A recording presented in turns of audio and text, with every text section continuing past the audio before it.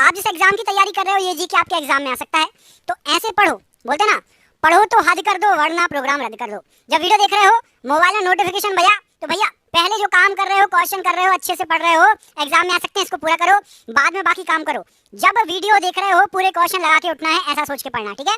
करें वीडियो को स्टार्ट, शिद्दत से देखो, लाइक अभी से कर दीजिए, सभी स्टूडेंट लाइक जरूर करिएगा। पहला क्वेश्चन, बी.आर. अम्बेडकर और महात्मा गांधी जी के मध्य सन 1932 में हस्ताक्षरित पूना समझौते में क्या प्रावधान दिया गया था? तो जो पूना समझौता हुआ था उसमें हरिजनों के लिए आरक्षण सहित संयुक्त निर्वाचन क्षेत्र, ये जो है प्रावधान दिया गया था। जो हरिजन वर्ग है उसके लिए आरक्षण सहित संयुक्त निर्वाचन क्षेत्र का भी प्रावधान। एडोल्फ हिटलर एक डैश राजनेता, लाखों यहूदी लोगों की हत्या के लिए जिम्मेदार था। तो हिटलर आपने नाम कहीं ना कहीं सुना होगा, और हिटलर जो था ये जर्मनी से बिलोंग करता था। तो ऑप्शन नंबर यहाँ पर ए जर्मनी राइट आंसर हो जाएगा हिटलर के लिए। अगला क्वेश्चन देखिए, पृथ्वीराज चौहान ने डैश से विवाह किया था, वह उनके शत्रु जयचंद्र गढ़वाल की बेटी थी। तो पृथ्वीराज चौहान जी ने विवाह किया था संयुक्ता से, और ये जयचंद्र गढ़वाल की बेटी थी। ऑप्शन नंबर सी संयुक्ता राइट आंसर है। ईस्ट इंडिया कंपनी की स्थापना कब हुई थी? तो ईस्ट इंडिया कंपनी, इसकी स्थापना सन 1600 ईस्वी में हुई थी। ऑप्शन नंबर सी 1600 ईस्वी राइट आंसर है ईस्ट इंडिया कंपनी के लिए। इंडियन होम रूल पुस्तक किसने लिखी? तो इंडियन होम रूल पुस्तक M.K. गांधी की ये पुस्तक है। Option number A M.K. Gandhi right answer है। चंदनगिरी का किला 11वीं शताब्दी में बनाया गया था, एक ऐतिहासिक किला है, कहाँ स्थित है? तो चंदनगिरी का किला ये आपका आंध्र प्रदेश में स्थित है। Option number D Andhra Pradesh right answer है। बाबर का पुत्र कौन था? तो बाबर का पुत्र राइट आंसर हो जाएगा यहाँ पर हुमायूं, बाबर का पुत्र था। और हुमायूं का पुत्र कौन था? कमेंट करके बताओ, हुमायूं का पुत्र कौन था? इनमें से जो आपको ऑप्शन दिए गए हैं कमेंट बॉक्स में कमेंट करके बताइए। पृथ्वीराज चौहान के पिता कौन थे? तो पृथ्वीराज चौहान के पिता सोमेश्वर चौहान जी थे। Option number C Someshwar Chauhan ji right answer है। टीपू सुल्तान को डैश का शेर भी कहा जाता था, तो टीपू सुल्तान को कहा जाता था मैसूर का शेर। ऑप्शन नंबर ए मैसूर का शेर राइट आंसर है। श्री अरविंदो का जन्म डैश वर्ष में हुआ था? तो श्री अरविंदो जी का जन्म हुआ था 1872 ईस्वी में। ऑप्शन नंबर सी 1872 ईस्वी राइट आंसर है। आगरे के किले को डैश द्वारा बनवाया गया था? तो आगरे के किले का निर्माण कराया था अकबर ने। ऑप्शन नंबर यहाँ पर भी अकबर राइट आंसर है। चीन भारत सीमा विवाद, भारत और चीन के बीच में एक युद्ध था, कब हुआ था ये युद्ध? तो चीन भारत सीमा विवाद ये 1962 ईस्वी में हुआ था युद्ध। ऑप्शन नंबर बी यहाँ पर राइट आंसर है। औरंगजेब ने अपने पिता डैश को आगरे के किले में कैद करके रखा था? तो औरंगजेब ने शाहजहां को आगरे के किले में कैद कर दिया था। Option number B. वांडीवाश के युद्ध में इंग्लिश सेना ने किसको हराया था? तो वांडीवाश का जो युद्ध हुआ था अंग्रेज सेना ने फ्रांसीसी को हराया था। ऑप्शन नंबर बी यहाँ पर राइट आंसर है। प्रसिद्ध बृहदेश्वर मंदिर डैश में स्थित है? तो प्रसिद्ध बृहदेश्वर मंदिर तंजावुर में स्थित है। Option number B Thanjavur right answer है। एक रंगभेद विरोधी कार्यकर्ता डैश को दक्षिण अफ्रीका द्वारा 1962 में 27 वर्षों के लिए कारावास में रखा गया था। तो रंगभेदी विरोधी कार्यकर्ता नेल्सन मंडेला, इनको 27 वर्षों के लिए कारावास में रखा गया था। Option number C. Chand Bibi dash की शासक थी? तो चांद बीवी ये थी अहमदनगर की शासक या शासिका। ऑप्शन नंबर ए अहमदनगर से जुड़ी हुई है चांद बीवी। बाबर का जन्म कब हुआ था? तो बाबर का जन्म हुआ था 1483 ईस्वी में। ऑप्शन नंबर यहाँ पर ए राइट आंसर है। बंगाल के प्रथम गवर्नर जनरल कौन थे? तो बंगाल के सबसे पहले गवर्नर जनरल ये थे Warren Hastings. Option number C Warren Hastings right answer है। कोलकाता के विक्टोरिया मेमोरियल का डैश द्वारा निर्माण किया जाना प्रस्तावित किया गया था? तो विक्टोरिया मेमोरियल जो है कर्जन के द्वारा इसका निर्माण प्रस्तावित किया गया था। किसके? शाहजहां डैश मुगल शासक था। तो शाहजहां जो था ये 5वें नंबर का शासक था। ऑप्शन नंबर डी 5वें नंबर का मुगल शासक था शाहजहां। अच्छा, पूरे मुगल शासक कौन कौन किस नंबर के बता सकते हो? बाबर से स्टार्ट करो और जहां तक याद है लिखो। Babur number 1, number 2, number 3, number 4, number 5, जिसको जितने याद है, या स्टार्टिंग के 5 लिख दो, यदि जिसको 5 याद है 5 लिख दो, 3 याद है 3 लिख दो, ठीक है। देखते हैं किसको याद है। मोरेन कहाँ बनते हैं? तो मोरेन आपके हिमानी क्षेत्र में बनते हैं। ऑप्शन नंबर सी हिमानी क्षेत्र राइट आंसर है। यूरोप की सबसे लंबी नदी कौन सी है? तो यूरोप की सबसे लंबी नदी आपकी वोल्गा नदी। ऑप्शन नंबर डी वोल्गा नदी राइट आंसर है। निम्न में से कौन सी नदी भूमध्य रेखा को 2 बार काटती है, 2 बार पार करती है? तो राइट आंसर हो जाएगा कांगो नदी, भूमध्य रेखा को 2 बार पार करती है। Option number A. Grand canyon किस नदी में है? तो ग्रैंड कैनियन कोलोराडो नदी में है। ऑप्शन नंबर बी कोलोराडो नदी राइट आंसर है। दक्षिण अमेरिका के शीत शीतोष्ण घास स्थलों को क्या कहते हैं? तो शीत शीतोष्ण घास स्थलों को दक्षिण अमेरिका के पंपास कहा जाता है। Option number A pampas right answer है। निम्न में से किस बायोम को विश्व की ब्रेड बास्केट कहा जाता है? तो विश्व की ब्रेड बास्केट मध्य अक्षांश घास स्थल को कहा जाता है। ऑप्शन नंबर ए मध्य अक्षांश घास स्थल राइट आंसर हो जाएगा। पर्णपाती वृक्ष इनमें से क्या होंगे? तो पर्णपाती वृक्ष ये अपनी पत्तियां हर वर्ष गिराएंगे। ऑप्शन नंबर बी अपनी पत्तियां हर वर्ष गिराएंगे राइट आंसर है। वर्षा जल के संचयन का मुख्य लाभ क्या है? तो वर्षा जल का संचयन ये भूमिगत पानी का पुनर्भरण होता है, उसे ऑप्शन नंबर ए।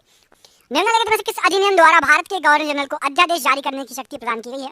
तो भारत का गवर्नर जनरल अध्यादेश जारी कर सकता है भारतीय परिसर अधिनियम 1861 के तहत। ऑप्शन नंबर बी में लिखा हुआ है भारतीय परिसर अधिनियम 1861, रट लो, याद कर लो। रेगुलेटिंग एक्ट पारित किया गया था किस ईस्वी में? तो रेगुलेटिंग एक्ट के बहुत सारे क्वेश्चन आते हैं। पहला तो ये याद रखना, सन आता है 1773 ईस्वी में रेगुलेटिंग एक्ट को पारित किया गया था। भारत के गवर्नर जनरल को किस एक्ट के द्वारा अपनी समिति के निर्णय को अस्वीकार करने का अधिकार था? तो भारत का गवर्नर जनरल समिति के निर्णय को रद्द कर सकता था, मना कि भैया अस्वीकार करता हूं मैं, और ये 1786 का अमेंडमेंट एक्ट के तहत वो कर सकता था। Option number C right answer है।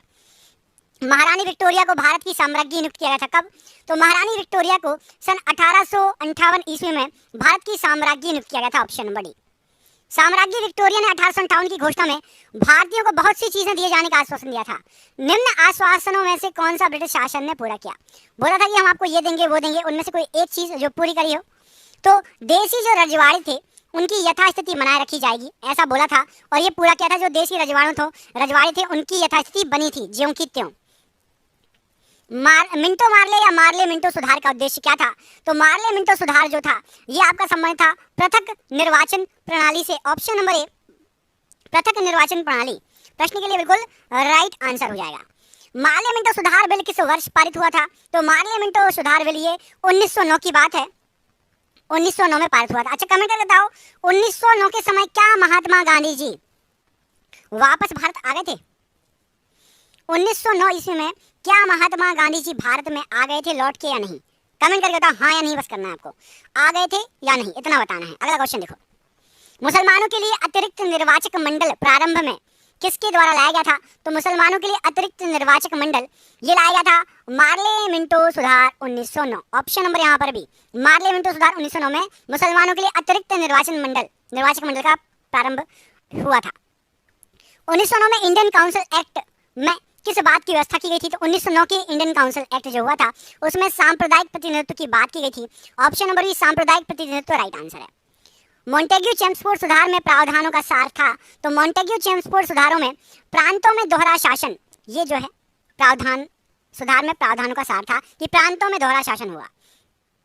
1946 का कैबिनेट मिशन 3 मंत्रियों से गठित था, निम्न में से कौन इसका सदस्य नहीं था? तो 1946 का कैबिनेट में आपके लॉर्ड पैट्रिक लॉरेंस थे, एवी अलेक्जेंडर थे और सन स्टैफर्ड क्रिस्प थे। लॉर्ड एमरी नहीं थे। कैबिनेट मिशन योजना के विषय में कौन सा सही नहीं है? तो कैबिनेट मिशन योजना के विषय में पाकिस्तान की स्वीकृति ये सही नहीं है, पाकिस्तान की स्वीकृति नहीं थी। प्रांतीय समूहीकरण था, भारतीय सदस्यों वाला अंतरिम मंत्रिमंडल और संविधान निर्माण का अधिकार था। पाकिस्तान की स्वीकृति नहीं थी कैबिनेट मिशन योजना के तहत। भारत का संविधान लागू होने तक स्वतंत्रता के पश्चात इसका शासन किसके अंतर्गत चलाया गया? तो स्वतंत्रता के पश्चात भारत का संविधान लागू होने तक 1935 के भारत सरकार अधिनियम के अनुसार चलाया गया था। 1935 भारत सरकार अधिनियम के तहत चला था शासन।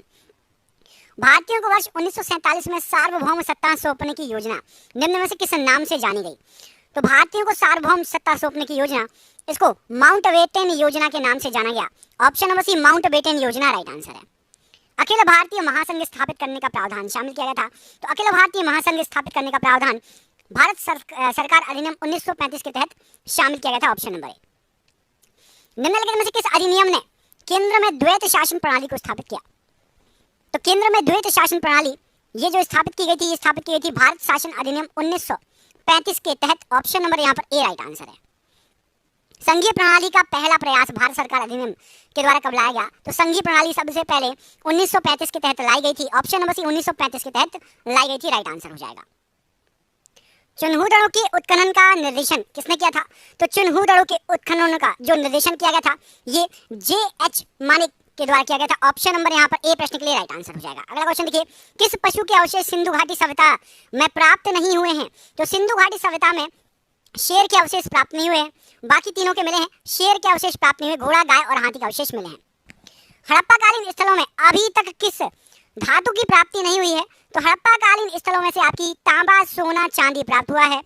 लोहा अभी तक प्राप्त नहीं हुआ है, ऑप्शन नंबर डी, लोहा राइट आंसर है।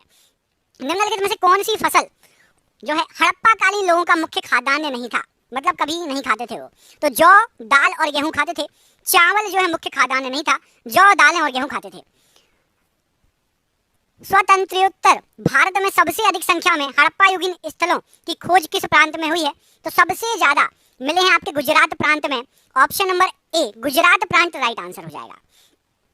किस हड़प्पाकालीन स्थल से प्राप्त जार पर चोंच में मछली, दवाई, चिड़िया एवं पेड़ के नीचे खड़ी लोमड़ी का चित्रांकन मिलता है, जो पंचतंत्र की लोमड़ी की कहानी का सदस्य है?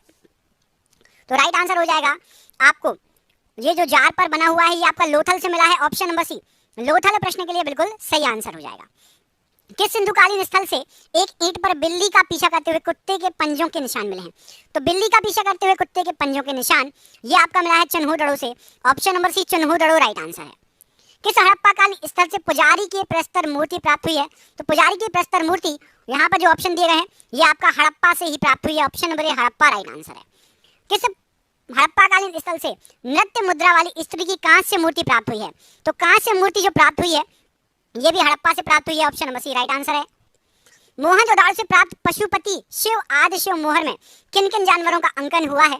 तो राइट आंसर हो जाएगा उसमें व्याघ्र एवं हाथी, गेंडा एवं भैंसा और हिरण, इन सभी का अंकन हुआ है, ऑप्शन नंबर डी, इन सभी का अंकन हुआ है, राइट आंसर है। कौन कौन से नगर सिंधु सभ्यता के बंदरगाह थे? तो लोथल, सुतकोटडर, अल्लाह दीनो एवं बालाकोट और कुंतासी, ये सभी सिंधु सभ्यता के बंदरगाह थे, ऑप्शन नंबर यहाँ पर राइट आंसर हो जाएगा। अफगानिस्तान स्थित सिंधु सभ्यता से संबंधित स्थल कौन सा है? तो अफगानिस्तान में सिंधु सभ्यता से संबंधित स्थल जो है ये मुंडी, काग और सूर्योगोई, ये दोनों हैं, तो ऑप्शन नंबर यहाँ पर आपका सी सही आंसर हो जाएगा। ए और बी दोनों ये अफगानिस्तान में है और ये सिंधु सभ्यता से संबंधित स्थल है। अगला क्वेश्चन, हड़प्पावासी लाजवर्द मतलब भवन निर्माण की सामग्री का आयात कहां से करते थे? तो भवन निर्माण की जो सामग्री थी उसका हिंदुकुश क्षेत्र में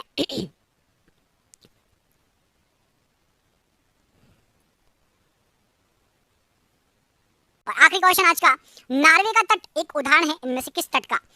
तो नॉर्वे का तट आपका ये फियोर्ड तट का उदाहरण है, ऑप्शन नंबर बी, फियोर्ड तट का उदाहरण है नॉर्वे का तट। आपके लिए सरप्राइज क्वेश्चन, एशिया तथा उत्तरी अमेरिका किसके द्वारा पृथक होते हैं? किस जल डमरू मध्य के द्वारा एशिया और उत्तरी अमेरिका पृथक होते हैं? दो ऑप्शन दे रहा हूं आपको, एक तो हो गया आपका कुक जल डमरू मध्य, ऑप्शन नंबर डी, और दूसरा होगा बेरिंग जल डमरू मध्य। कुक और बेरिंग में से क्या हो जाएगा सही आंसर? कमेंट करके बताओ। आप में से पहली बार कौन आया है मुझे कमेंट करके अपना नाम जरूर बताना कि सर मैं पहली बार आपके चैनल पर आया हूँ, चैनल अच्छा लगा, चैनल को सब्सक्राइब कर लिया, जरूर बताना, मैं वेट करूंगा आप में से कौन कौन पहली बार आया है, देखते हैं। और वीडियो को लाइक कीजिए, जिसको PDF चाहिए नीचे दिए गए नंबर पर संपर्क कर लेना। आप सभी का बहुत बहुत धन्यवाद। आपका शुभ हो, जय हिंद, जय भारत।